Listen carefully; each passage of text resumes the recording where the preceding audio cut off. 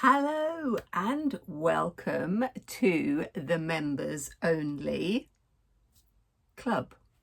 I think I need to call it something. I'll think about that. So I hope you are well. The sun truly has arrived in southwest England. I live in Dorset and it is glorious. It's been absolutely super over the last couple of days, which has been so lovely, which means I have been outside a lot, and that gave me the idea for this tutorial. And I'm going to set you a little challenge. What we're going to do is explore pattern, but the patterns that we can see in nature. So what I want you to do, as I go through how I explore pattern and how I see pattern all around us and how I then use that pattern to create art, but what I want you to do is to think about where you live, think about the natural patterns that you can see all around you, and I want you to do some studies of these. So if you're ready, let's go.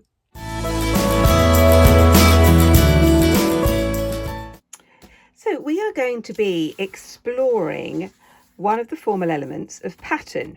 Now, I did a tutorial a while ago on pattern, and that was, we were creating patterns, a tessellation pattern. This is different. This is pattern inspired by nature. And what I want you to do is to collect some images of the natural world where the animals and plants have a particular pattern that appeals to you. Now I'm going to make a collage of this on one side of my page because I'm going to be looking at these images of butterflies, of lovely little sparrow. I have sparrows outside my window. They are nesting in the hedge opposite the house and they're just adorable. What we're going to look at are the patterns within the animal or the plant itself, and we're going to take parts of the pattern and see what we can do with them. But we are not going to use colour, not to begin with, and the reason why is I really want you to look at the shape and the texture of the pattern itself rather than being distracted by the fabulous colours, especially when we're looking at something like a tropical fish. I mean, the colours are absolutely spectacular, aren't they? So I've divided my sketchbook into squares. I'm just going to adjust that a little bit like that. I do this a lot in my work, and I'm working on tiny little ideas and sketches, and this is what I would like you to do as well. So all of these first studies are going to be in monochrome, and they're all going to be black and white or sort of shades of grey. I'm going to be using the fine liner pen, a graphic acrylic pen, and then some a white pencil, luminance one, which is just gorgeous, charcoal pencils, piece of charcoal, and then a watercolor pencil, ordinary pencil, some brushes and some watercolor paints, but I'm only going to be using the black. I will put a list of all the products that I use and sort of alternatives as well that you could use. Some of these are very, very inexpensive. Others, like this pencil, a little bit more pricey, but I will list them all below. So we're going to start off by you choosing which images you want to work with and limit them to 3 or 4. I've decided that I'm going to use the images that I can see either around me, where I am in my studio, or not very far away. Now, the peacock feather, we have peacocks in one of our country parks, and it's just a few miles away from where I live, and they are spectacular creatures, aren't they? Absolutely spectacular creatures. The ferns are outside my house. The little sparrow I said before, they are chirping away. I can hear them now. And the this gorgeous butterfly was in my garden yesterday. So I thought I would choose these. I'm going to start off with the butterfly because the patterns are very obvious, they're very distinct. And what we're going to do is we're going to sort of look at part of the pattern, part of the butterfly wing, and just sort of do a study in one of the squares. Now you can start in whatever square you want, it doesn't matter. I'm going to start in the middle. Let's start in the middle. So I'm just going to look at it and just think about the shape that I can see. So this is a real kind of like observational study of where these shapes go. And when we really start to look, to stop and really look, that is when we can really start to put together some fantastic ideas. Now, it doesn't have to be absolutely accurate, but it needs to be kind of close. So I know these ones are a little bit bigger, these sort of shapes here, but I quite like how they are. And then we've got a bit of a space here. Let's just sort of put that there. And it's from working with the natural world that we can then start to develop an idea that could become quite abstract or quite surreal.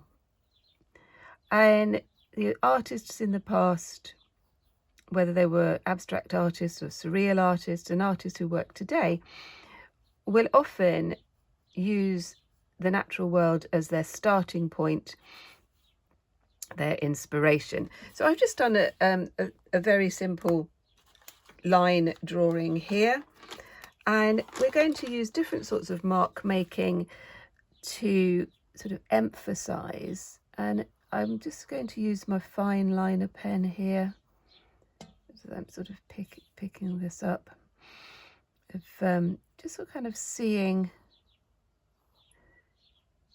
what might happen. I'm not putting any tones or anything like that for this particular study.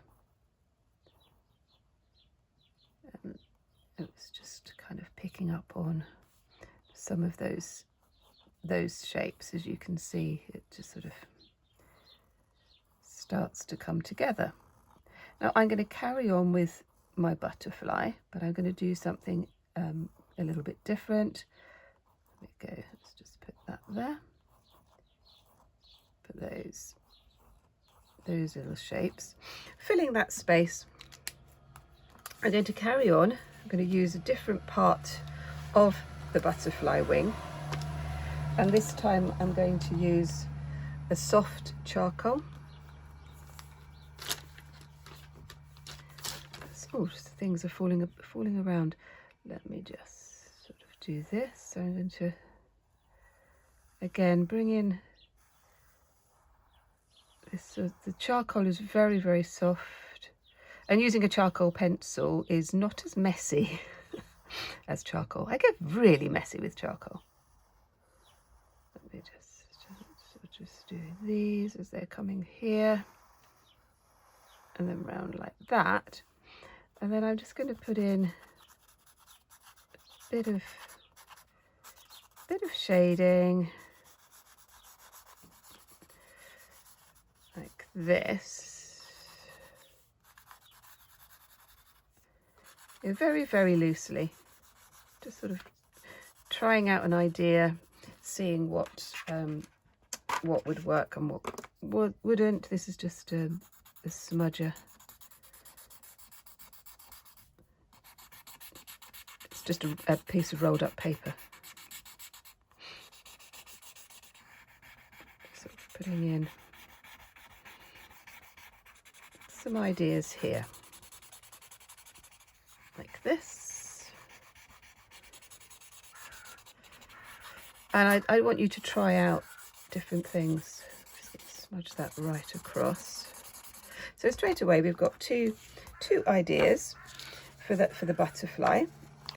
The next one I'm going to do is my little sparrow, and I'm going to look at the details in in the wings as they come round like this.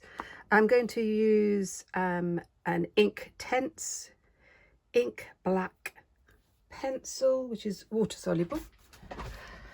And what we're going to do is to start just sort of looking at some of these shapes, using the pencil quite lightly, and then I'm going to add water. There's lots of different ways of using a watercolor pencil, and you can use whatever brand you like.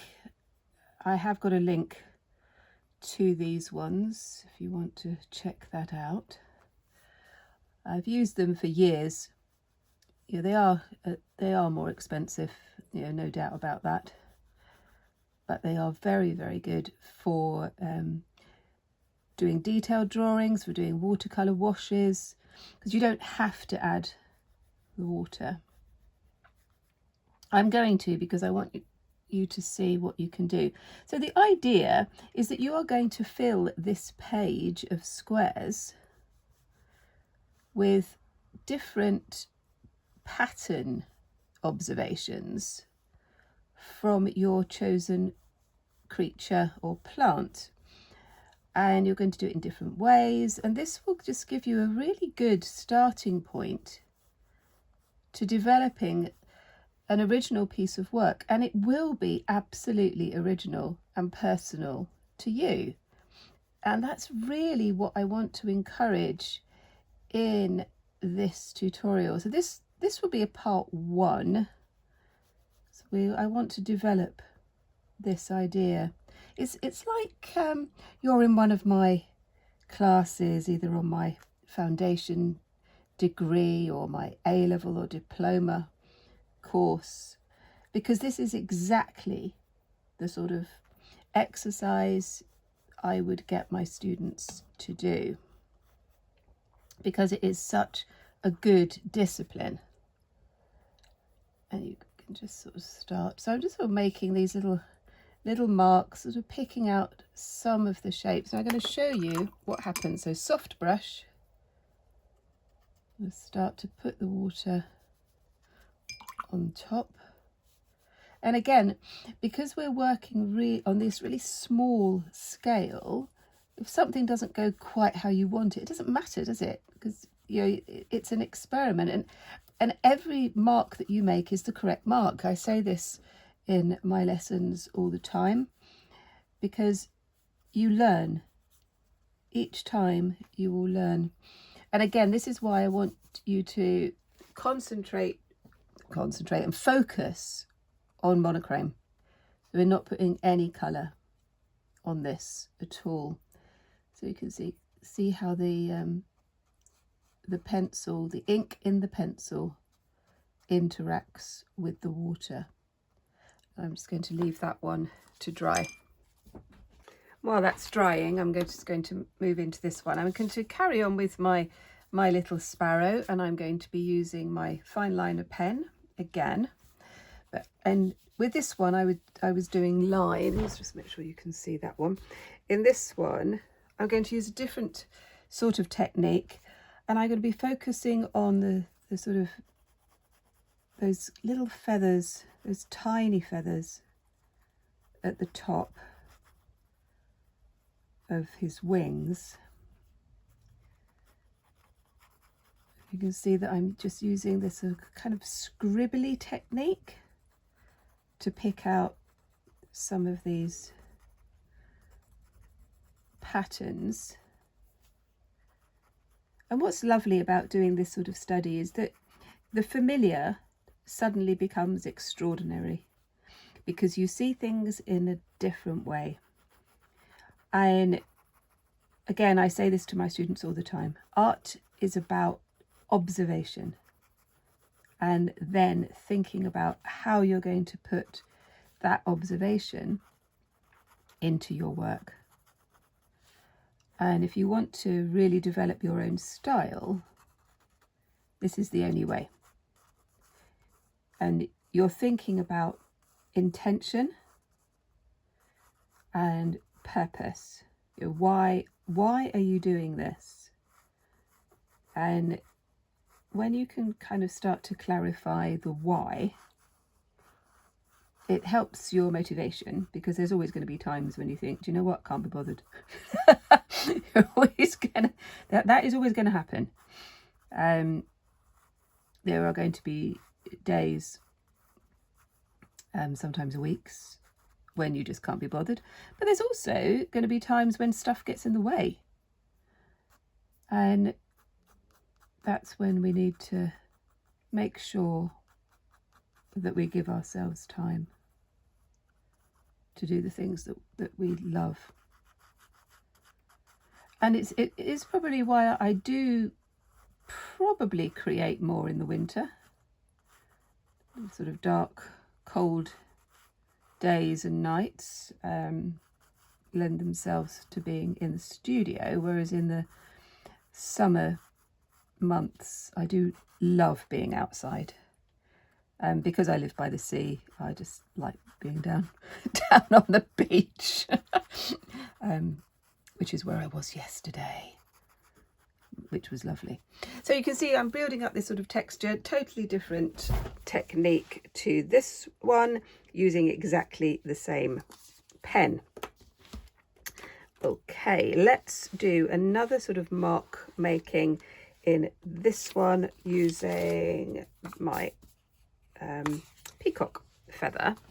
And again, see, a peacock, it's so easy to be distracted by the colour, isn't it? Because they are stunningly beautiful. I'm just going to put a bit of paper over here, and I'm just going to have a look at this shape. I'm using my pencil. I'm just really looking at this eye of the feather of this this peacock, and these lines coming out like this. So all the while you're creating these, in your mind you're going to start to develop thoughts of what you might do next, but try not to get too distracted by those. Which is very, very easy for me to say, as especially as one who is very easily distracted. Let's sort of pull that round like this. We've got this line that comes down this way. I'm going to pop that one in like that, and then we've got this lovely shape here. That comes round. Again, completely ignoring the colours at this point. I'm just going to build this up with pencil, and I've got lots of these lines coming down like that. And again, I'm quite liking how this is going. If I look carefully, I've got darker bits here. Obviously this is the most dark here. Not quite got that shape right. It's okay. So I'm just going to shade that bit in. And again, you can do different types of like cross hatching, for example. Let's see how that will go. And then I've got this sort of darker bit up here. Let's put in some darker bits there as well, and then around this. I haven't quite got that shape right, have I? It needs to be coming down this way. Oh, that's because I was doing those verticals, that's why. And I'm talking at the same time. Perhaps I should just shut up and let you get on with it. Let's go. Here we go. Can you see what's happening now? It's just kind of building up some texture. And what I'm going to do is fill the page, and that's what I want you to do as well. I'm going to look at this one as well, this spiral. So you will end up with a page of little squares with your patterns, and then we'll do the next step. So you're going to end up with a series of patterns and ideas. These were in a sketchbook that I was showing students a while ago. I've just turned my book around here so you can see all of them on this page. And what I'm going to do next is to take elements of some of these and develop them further. And how we do that, move the book around again, is again by thinking about the techniques that you've used, thinking about the media that you've used, and what you enjoy and what you like and what you learned from doing these exercises.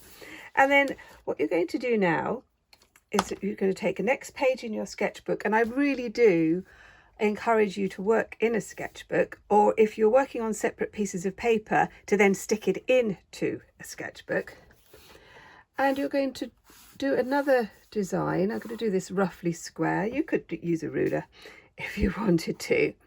And then you're going to take an idea and then just perhaps combine some of these ideas and some of these shapes and patterns to create another composition. Now I'm going to just divide up my space into 3. I'm just using a very soft grey pencil here. I'm still staying in monochrome. I'm still doing that. And what I'm going to do, I'm going to take a little bit of the butterfly pattern, and I'm going to take some of the sparrow that I did with those sorts of textures, and I'm going to start to combine them and see what happens.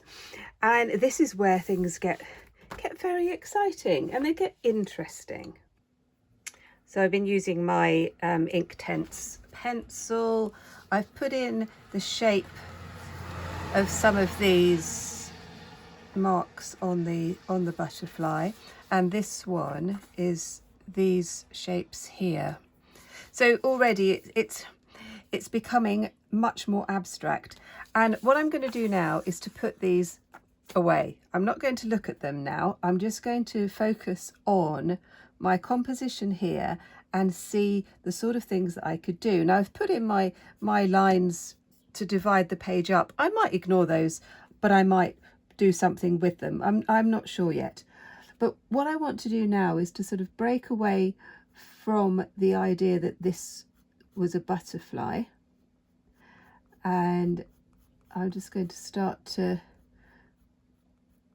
put in some marks, some shading on some of these shapes. And so with an Inktense pencil, you don't have to add water. You can see the sort of effects that you get if you don't add water, which is quite nice. This sort of thing. Still staying with this monochrome at the moment.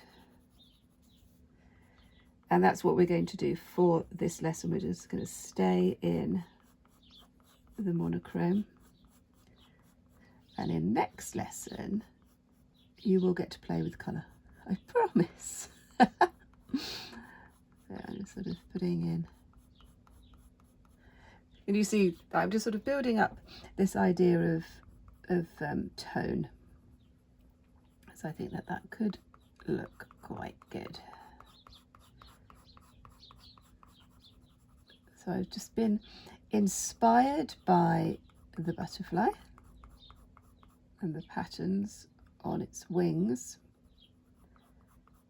and now I'm doing something else with it.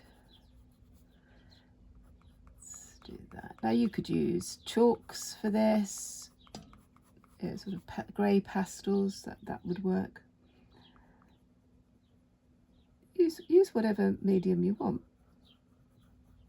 Again, you're just sort of playing with an idea with this. Let's do a bit more on that. And I'm going to do something similar over this side with these marks.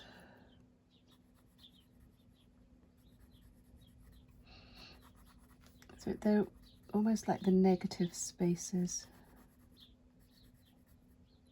There's these sorts of structures.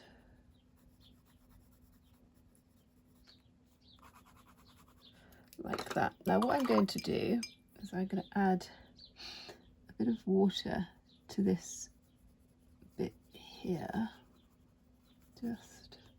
And then I'm going to add some watercolor. Now, I don't use black watercolor very often.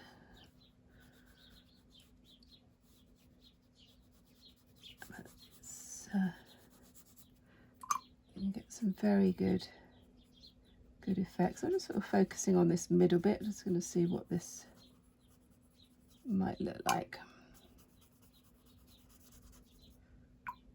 So it might be something that I develop a bit further, because this is just the next stage.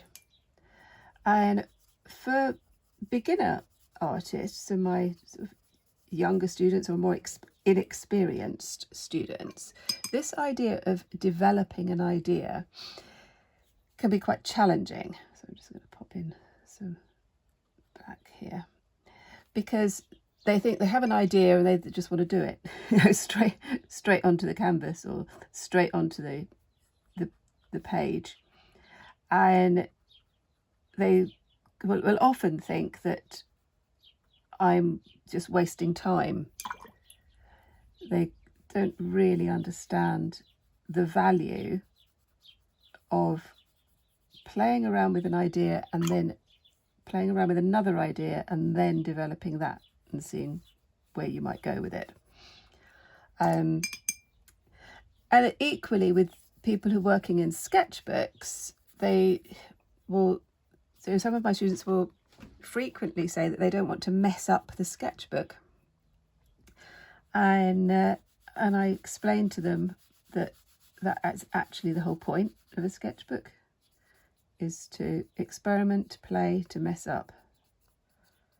And that's why it is so valuable. So I'm just sort of putting in some marks on this side, so sort of slightly different way of using the watercolor. I'm using a flat end brush because you can get those different sorts of marks.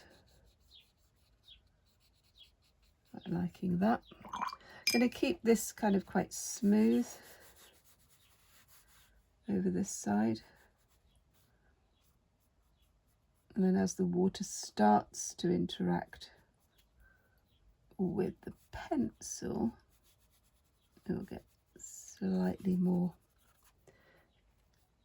intense colour of the tone. Just put those like that. So again, that's going to be my next experiment, and your next one is going to be underneath, and that will be our final one in this lesson. So again, think about the patterns that you've used before. Think about what might work and what you would like to achieve. And if you're not sure, then just play. So I'm going to have a bit of a play. I'm going straight in with watercolor, thinking about this kind of jaggedy feather type shape from the sparrow.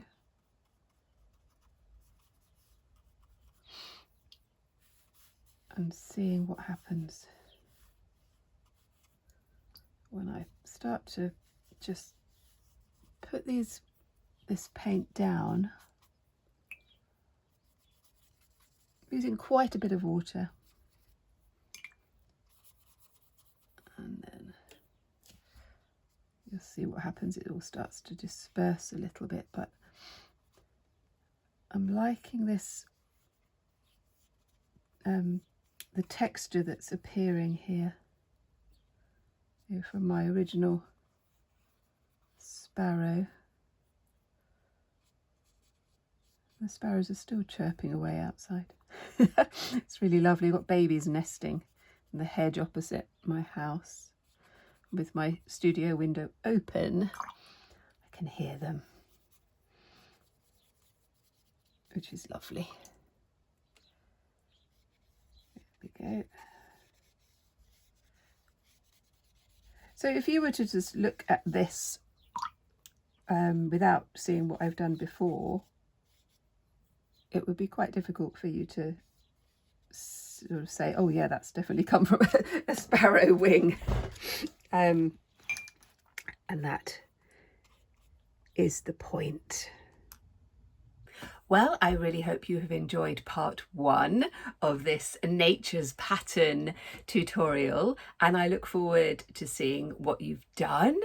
Let me know what you think. If you haven't joined the Facebook group yet, then join that. All the links are below. All the materials that I use are also linked below, and I'll see you next time. Bye bye.